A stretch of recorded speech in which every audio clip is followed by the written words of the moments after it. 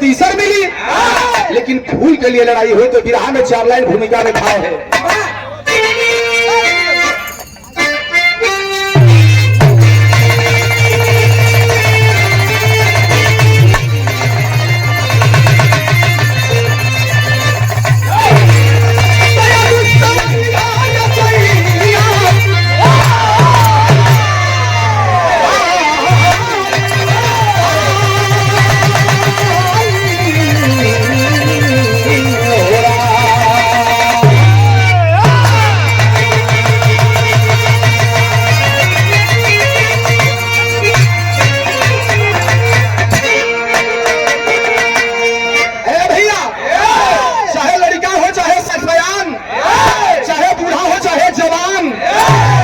पानीदार मर्दन के पानीदार होए के चाहिए। अरे पानीदार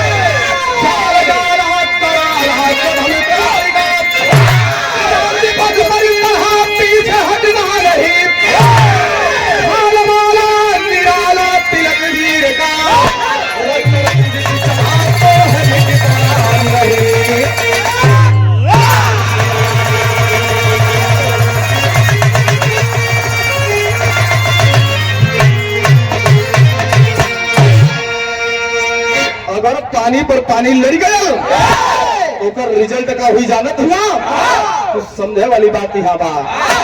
बड़ी लोग दुश्मन से दुश्मन लड़लन, लेकिन देश से देश लड़ल। अपने से अपने से अपने लड़ल, लेकिन यहू अपने से अपने लड़त बा।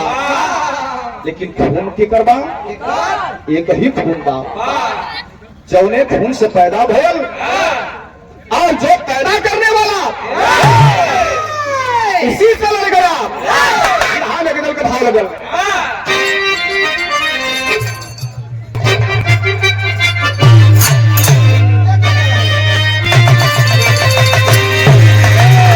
तो बड़ी पुरान भयल, लेकिन ऐसे में नई जमाने के बात बा।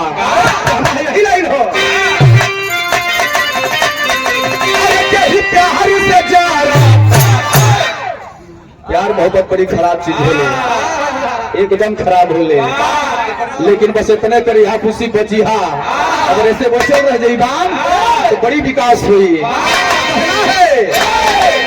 अरे केहू प्यार से जा रहा, केहू प्यार से जा रहा, बदनाम सलाई।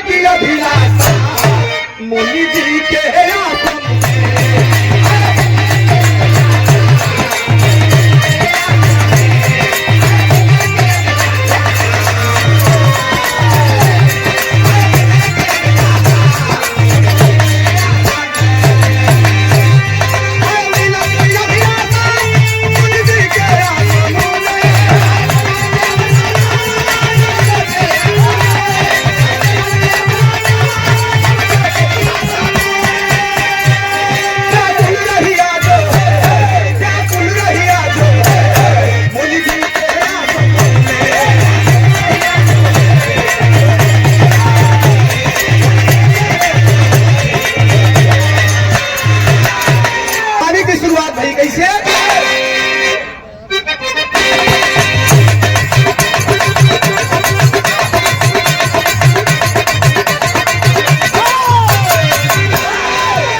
गौर करेंगे, यहां से निकलेंगे आज ज्ञानपुर, ज्ञानपुर से गोपीगंज, गोपीगंज से जंगीगंज, जंगीगंज से जब ही आप दक्षिण दिशा में निकलेंगे एक रास्ता जाता है कहां?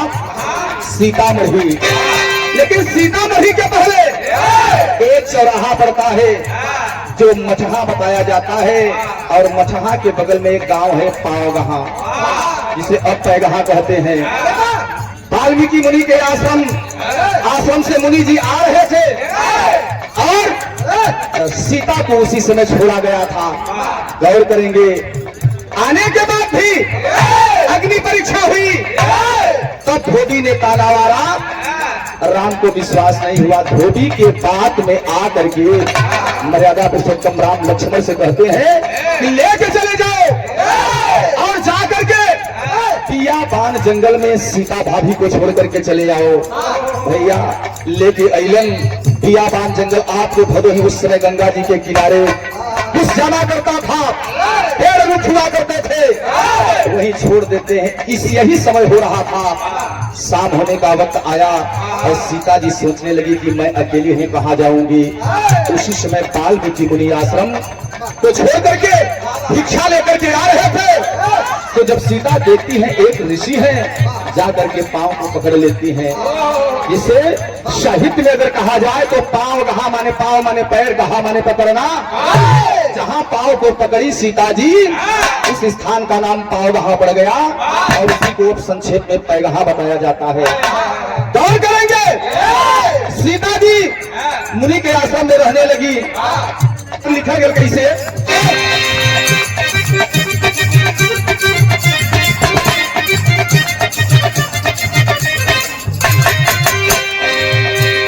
राम के विरह में सिया सुकुमारी,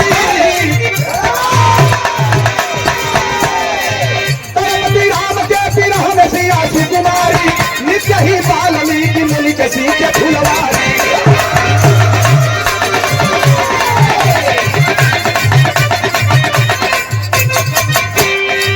धीरे धीरे 9-5 वर्ष के भैले, और विज्ञान मुनि दुई के निपुण गईले।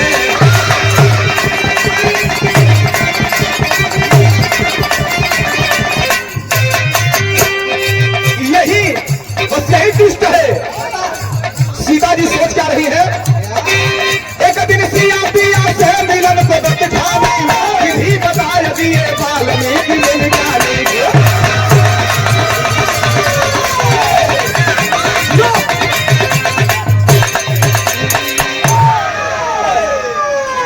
बड़का लड़का 7 साल, छोटका लड़का 5 साल, विवाह घुमाई में आप लोगों के बीच में। लेकिन सीता जी 7 साल 8 साल का दिन बितौले रहनी। अब दूठ लड़का, सीता जी सोचते हैं कि 8 साल का दिन बीत गया बा, अब लगाता एक बार तो रावण लेके चला गया रहा, अब दोबारा यहाँ भगवान हमें छोड़वाए देन, अब जल्दी राम से हमार दीदार न हुए। तब एक दिन गमगीन मुद्रा में बैठी रही, वाल्मीकि मुनि आए के देखें तो सीता के आंख में आंसू। क्यों गमगीन हो? तबले अखिया से झरझर आंसू चलने लगल। हे प्रभु, हे ऋषिवर, अब हमारा और हमारे पति का दीदार दोबारा नहीं हो पाएगा, ऐसा करिए, कोई युक्ति है तो बताइए। वाल्मीकि मुनि जी एक युक्ति बतौलन। ए बिटिया, हिंदू धर्म का सबसे पाक महीना नवरात्र होता है। नवरात्र के एक दिन नहीं, पहले दिन से लेकर 9वें दिन तक एक फूल खिलता है, और अगर वही फूल लेकर के आप 9 दिन व्रत रख करके अपने राम के वियोग में अगर व्रत रखोगी तो हो सकता है कि दीदार हो जाएगा। अच्छा ऋषिवर, वो फूलवा मिलेला कहाँ मिली फूल? तब उस समय बड़ी सुंदर लाइन ऋषिवर बतौलन सीता के, कहाँ फूल मिली? फिर हम एक लाइन गीत लगल।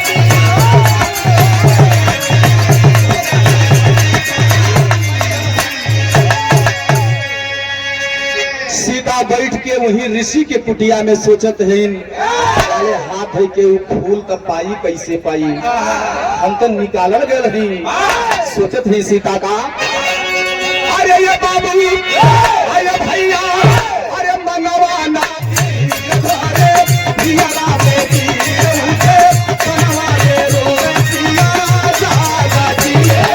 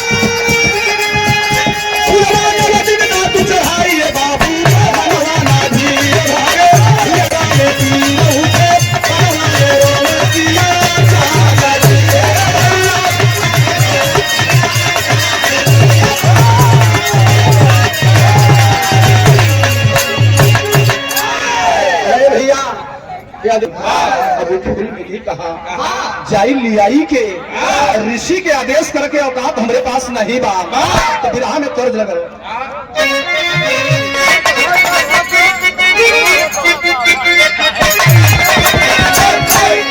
यह तर्जमा किया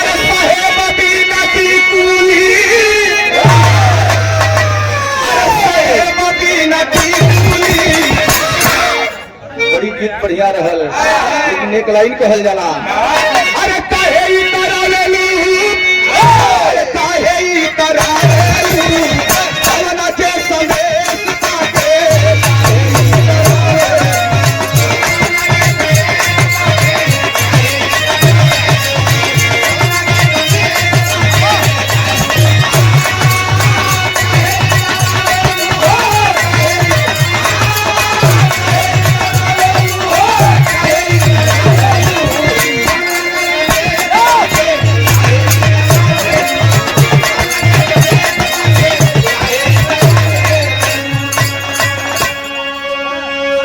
लेकिन ऋषि मुनि जी बोल दिए वाल्मीकि मुनि की बेटी मैं कुछ नहीं कर सकता बस एक ही रास्ता है भूल लाइएगा व्रत संपन्न करो राम से दीदार हो जाएगा विराह में कर्ज लगल भैया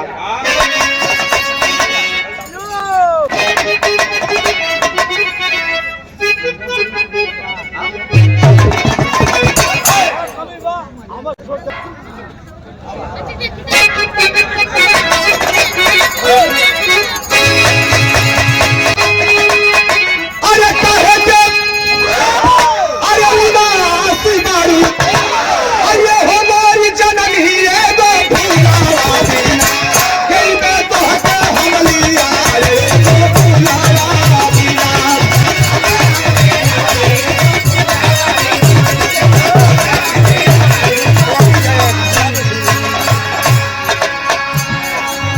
फुलावा से और जे बाते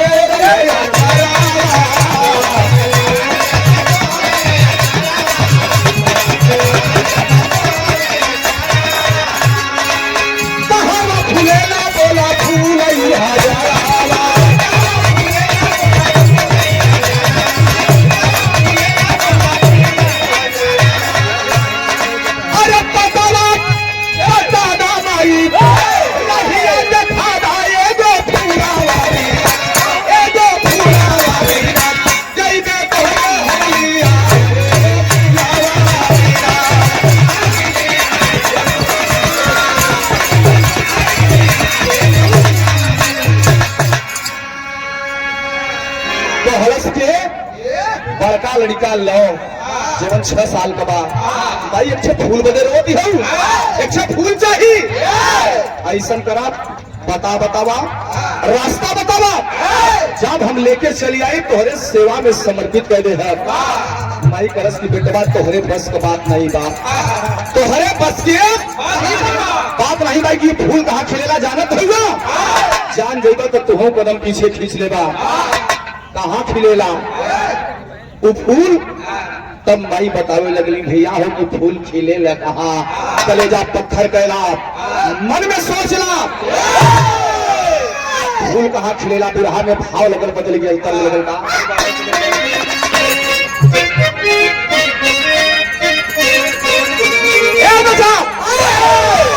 सुन ले वो फूल कहाँ खिलेला। अरे फूलावा अरे खिलेला बेटा, सुन ले मेरी एक बात। अरे फूलावा अरे खिलेले बेटा, अरे वही आवा भाना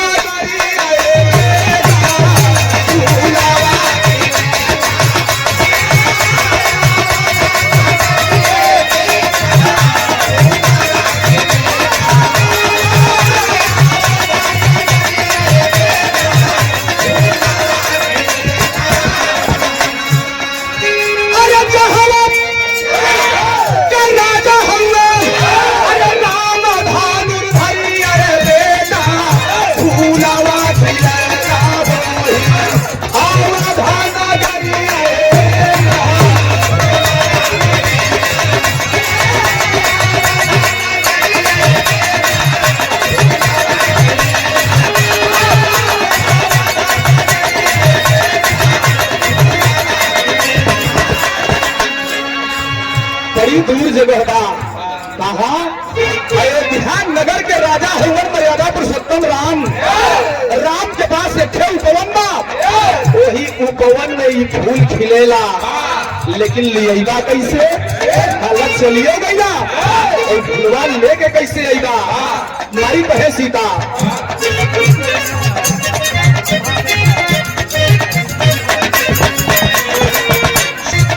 कैसे लिएगा फूलवा तोड़ के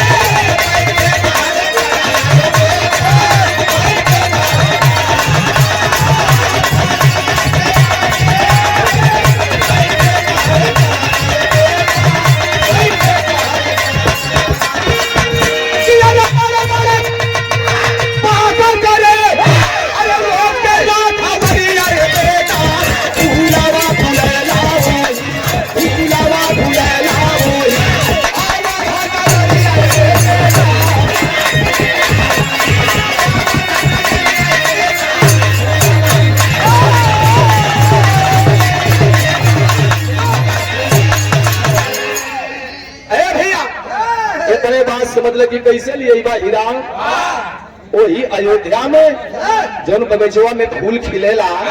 नवरात्र के महीना में साल में एक दिन वह फूल खिलता है और उसकी रखवाली 1000 पहरेदारों के संग के कहला जानत हुआ मर्यादा पुरुषोत्तम राम का छोट भाई लक्ष्मण एकदम चौकस वहां पर पहरेदारी है, नहीं ला सकते। अरे माई पागल है 1000 हो चाहे 2000 हो, जवन बेटवा अपने बापे के अपने महतारी के काम ना आइल तो बेटवा कवन बिरहा में कर्ज लगल भैया चल दहस पता लेके और जगह लेकर के काम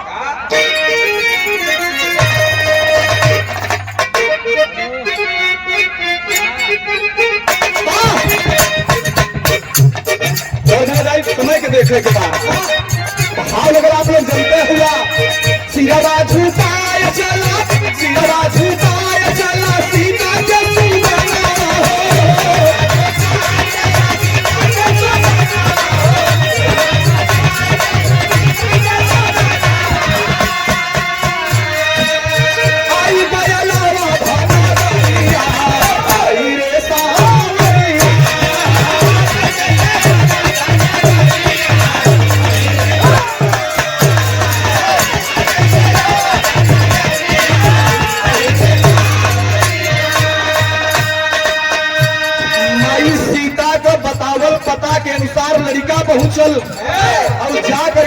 बाबू 11 बजा दोपहरी के समय बा और बगिया में पहुंचल लड़कवा 6 साल 7 साल के और हाथ में छोट से धनुही बा, पीछे तरकस बा और लड़कवा खेलत खेलत मथुरात बगीचवा में प्रवेश कैलस।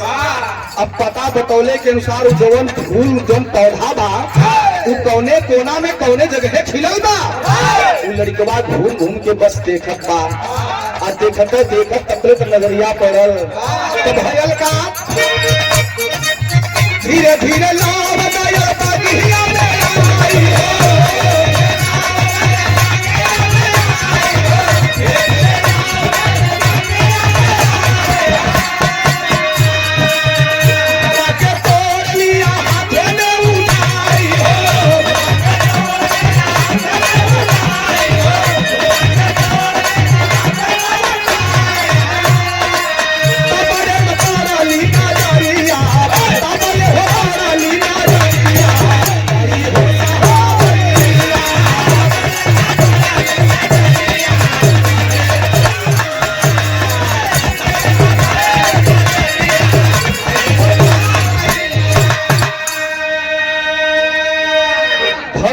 बानवा फूल तोड़ के लड़कवा अपने हाथे में लहलस की बस की है फूल बा यह ले चल के माई सीता के देव माई अपन व्रत पूरा करिहन, माई का सपना पूरा हो जाई, हमारो अरमान पूरा हो जाई। फूलवा लेकर के बाबूजी कमरिया में ठोस लहलस, बगिया में से बहरे निकले लगल। सबने एक पहरेदार को नजर पड़ल की अरे देखत हुआ एगो लड़का जात बा, देखो कहीं कोनो चोरी डकैती तो ना कैलस। और ई बतिया तबले चोरी का नाम लड़कवा के कनवा में पड़ गया। रुक गए का कहला हा चोरी हम चोर हई। अरे जेकरे राज में आयल हई उ खुद चोर बा। चोर न हो राज में चोर न होतन ई बगिया की यारी यारी 1000 पहरेदार लगल हुअन। तो अयोध्या में चोर हैं, चोरवन से बचावे बदे ना। तब हमके काहे चोर करते हो, उल्टा चोर को दबाले ही जाते। यह सोचे तो तबले लक्ष्मण के खबर लगल। लक्ष्मण आ गए और जब आ गए तो बोले कि कौन हो तुम? किससे मतलब नहीं है, मैं जहां आया था अपना काम किया और मैं चला अपने मंजिल की और लक्ष्मण कहन के ढेर बड़बड़ बोला मत, जेर बतियावा मत। और वही बाता चीती में भैया बात बिगड़ गयल। और जब बात बिगड़ल तो बिरहा में तेरी के बात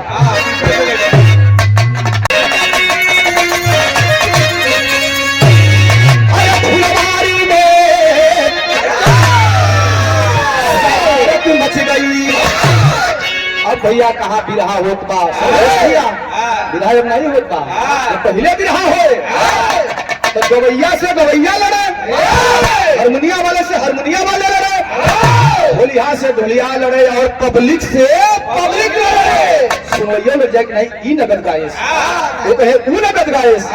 चले बड़ी बड़ी लाइन गाए हैं, कितना गवाई जाए और सच्चाई बात बा।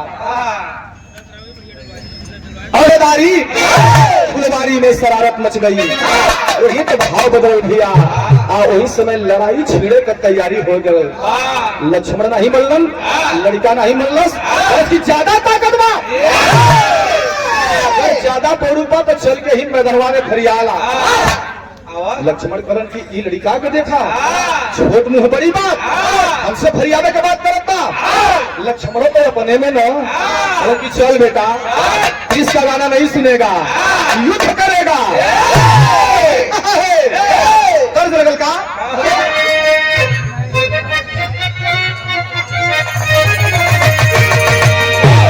दोनों दुल्ही कहे केहू से प्रेम करत रहल, पड़ोसी से वो लड़किया ओकर शादी कहीं दूसरे जगह से हो गया। जब दूसरे जगह हो गया खुशी तो वो कहत बा हम न जाए, हमारे दिलदार रोई है, याद करी है, लेकिन कहना बा का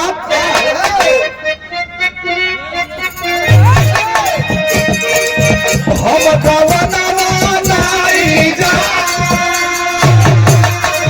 हम कवनवा नहीं जा, नहीं नहीं पीपल कलई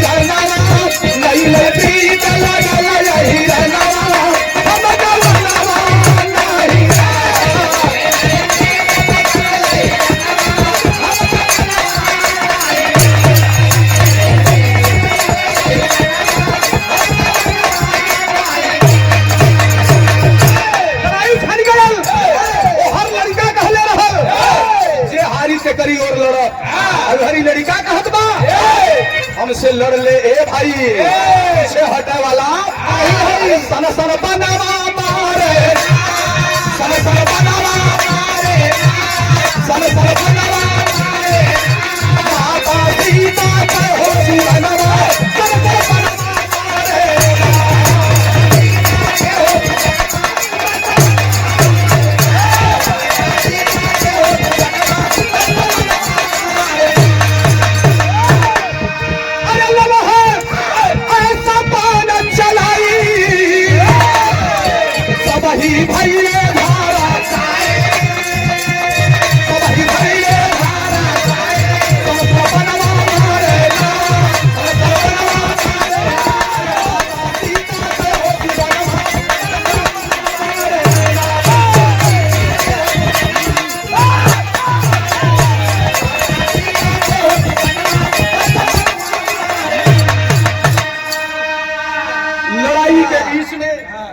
बीच में बारों का आदान प्रदान हुआ।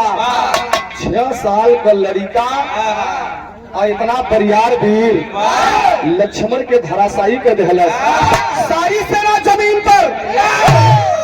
एक 6 साल का लड़का ऐसा वीरता का काम कैलस, और तब भैया वो लड़का अपने काम के लेके सब खत्म न, सब सोए गई ना। हम चलली वाल्मीकि मुनि आश्रम की ओर। लड़का भैया फूल सुरक्षित कैलस और बार तरकस में रखलस, हम वही अपने कांधे पर टंगलस, चल देलस अयोध्या से वाल्मीकि मुनि की कुटिया की ओर। मोहब्बत में भाव लगल।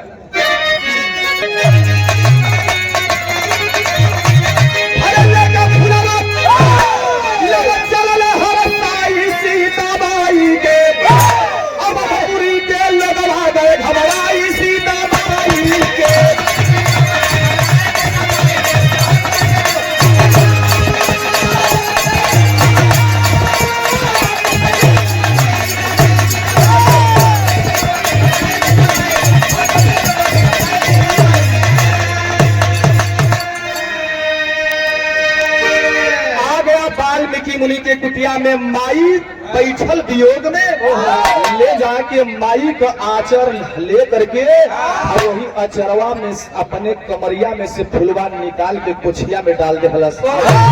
माई यह फुलवा खातिर कहत रहलू ना, यह फूल चाहिए। अखिया से माई सीता के झरझर आंसू गिरे लगल। बेटा हमारे कलेजे का टुकड़ा हुआ, अब हमारा सपना पूरा हो जाई। अब ये निश्चित है कि हो न हो कहीं हमारे प्रभु से हमारा दीदार हो जाएगा। लेके माई सीता फूल चल रही भैया हो अपनी पूजा के संपन्न करे खातिर बिरहा में आल्हा के बाद।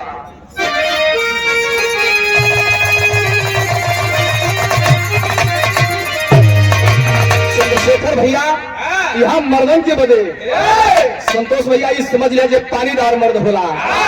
खाटी बात निकल कर जोगिंदर भैया।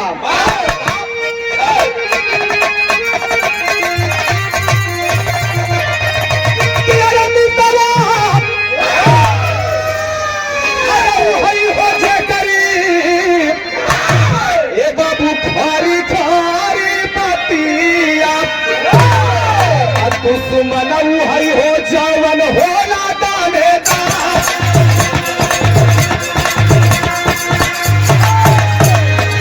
दुश्मनऊ हई हो जवन होला दानेदार।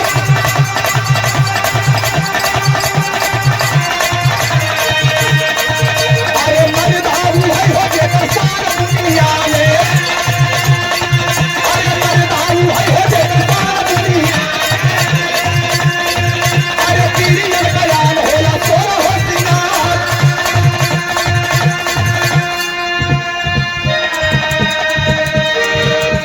ऐसा बात पुरनिया बतौले हुवन, लेकिन हर जब मूर्छा टूटल कम से कम 1-1.5 घंटा के बाद संतोष भैया लक्ष्मण अपने सैन्य को लेकर के गए अपने भैया के सामने।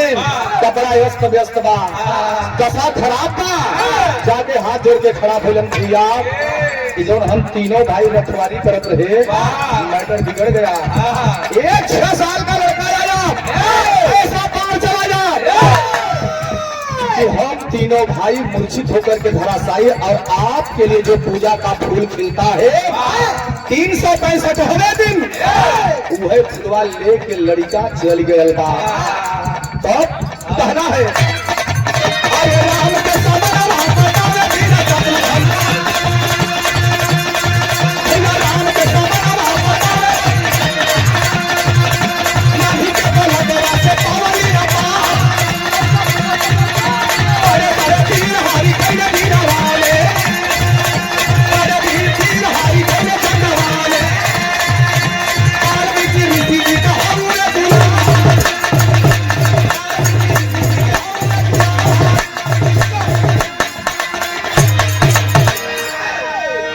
जाते जाते ए बड़का भैया इतने बतिया बतौलन कि अगर फिर लड़ाई के औकात हुई तो हमार नाम लो है और हमार घर वाल्मीकि मुनि ऋषि के आश्रम में रहीला। गंगा जी के किनारे आश्रम बा। फिर जमाने के भैया चलिए आप दुद्दू हाथ हो जाई। इतने तो बतिया सुन टोली बड़का भैया एक बाद हम मूर्छा खा करके गिर गए। अच्छा राम तैयार हो गए कि ऐसा कौन सा वीर, कौन सा लड़का जो अयोध्या के नरेश राम के छोटे भाई को धराशायी कर दिया। हम चलेंगे और चल करके देखेंगे। सैन्य सजता है, सब लोग तैयार होते हैं। आगे आगे मर्यादा पुरुषोत्तम राम रथ पर, पीछे पीछे सेना। और पता को पूछते पूछते पहुंचते हैं कहां पर, आपके जनपद भदोही में जौन आज सीतामढ़ी धाम बाप। कुछ दूर पहुंचलन, मतलब लगभग 500-700 मीटर दूरी रह गए आश्रम। और जब वहां पहुंचलन तो वही आश्रम के कुछ दूरी पर 700 मिनट के बीच में दूरी में एक छे आवाज आवत का भजन की।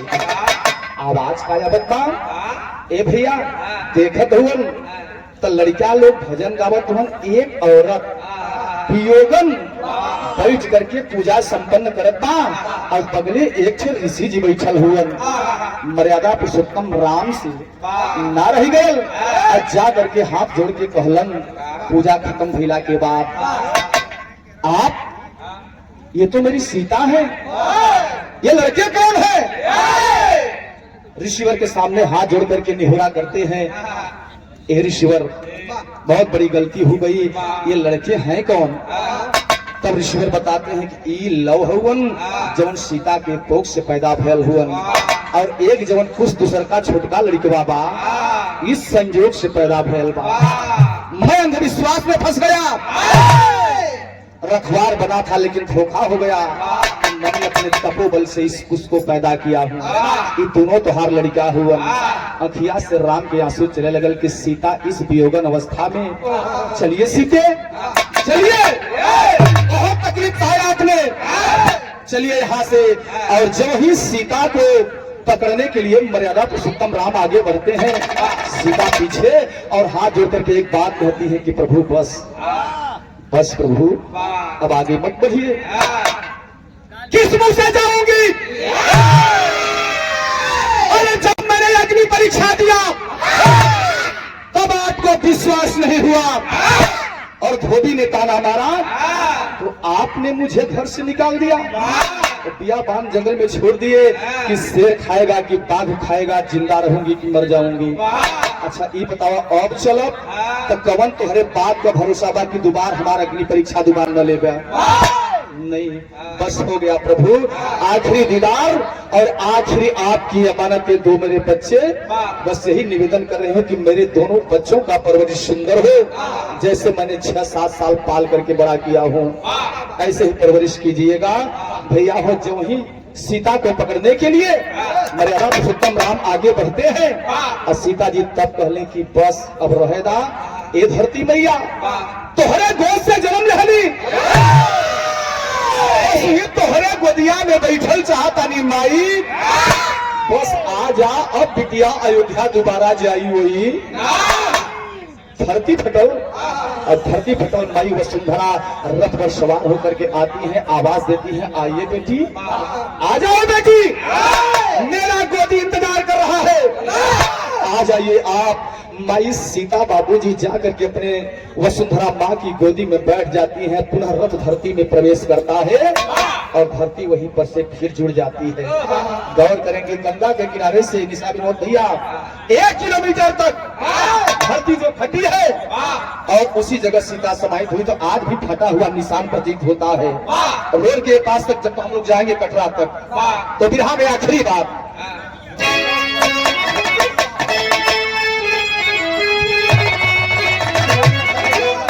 समाज आती है, लव को लेकर के जाते हैं। समय बीता बाबूजी, लव को एक प्रदेश का राजा बनाते हैं। वो प्रदेश आज कहाँ है जानते हैं? उसका भी नाम प्रचलित है। जैसे आज खाटू श्याम का मंदिर है राजस्थान में, वैसे जब हिंदुस्तान और पाकिस्तान का बंटवारा हुआ, तो जिसे आज पाकिस्तान में लोग लाहौर कहते हैं, वही लाहौर लव की राजधानी थी। लाहौर लव की राजधानी, और लव का इस दुनिया में एकमात्र मंदिर है जो लाहौर किले के अंदर आज भी है। आज भी है लाहौर किले के अंदर। तो सब भैया के प्रणाम। आखिरी लाइन में कहना था,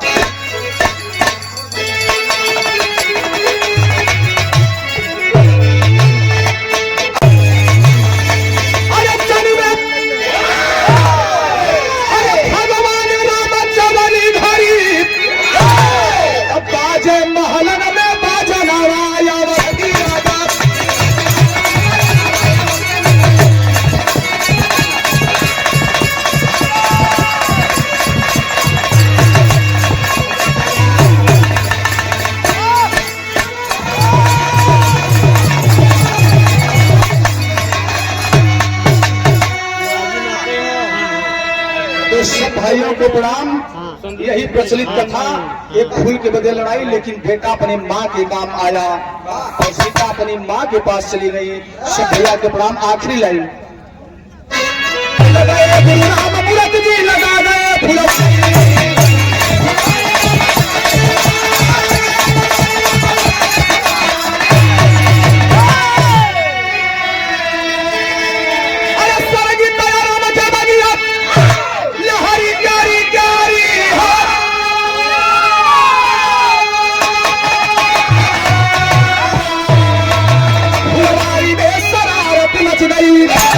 सदर 100 रुपए का सम्मान वार्ड नंबर 23 के जिला पंचायत प्रत्याशी।